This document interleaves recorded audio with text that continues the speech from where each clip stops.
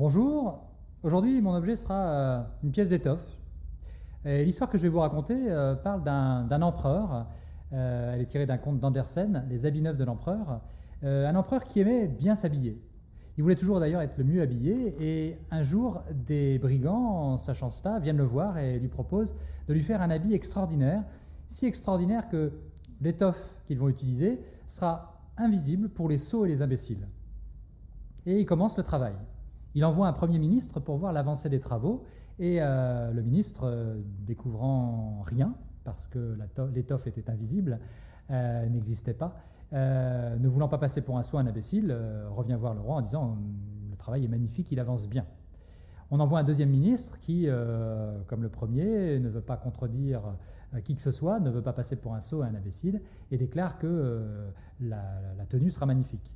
Puis finit par venir l'empereur, qui découvre lui-même le travail invisible, qui ne veut pas non plus passer pour un sot et un imbécile, et qui déclare que la tenue est tout à fait à son goût.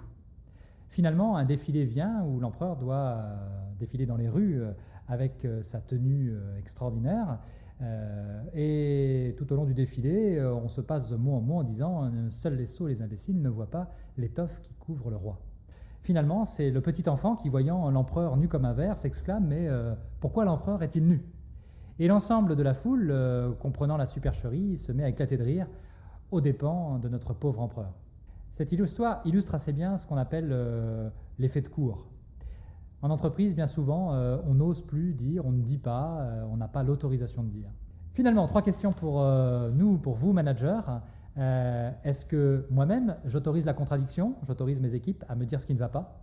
Deuxièmement, est-ce que moi, je m'autorise vis-à-vis de mes supérieurs à dire ce qui ne va pas?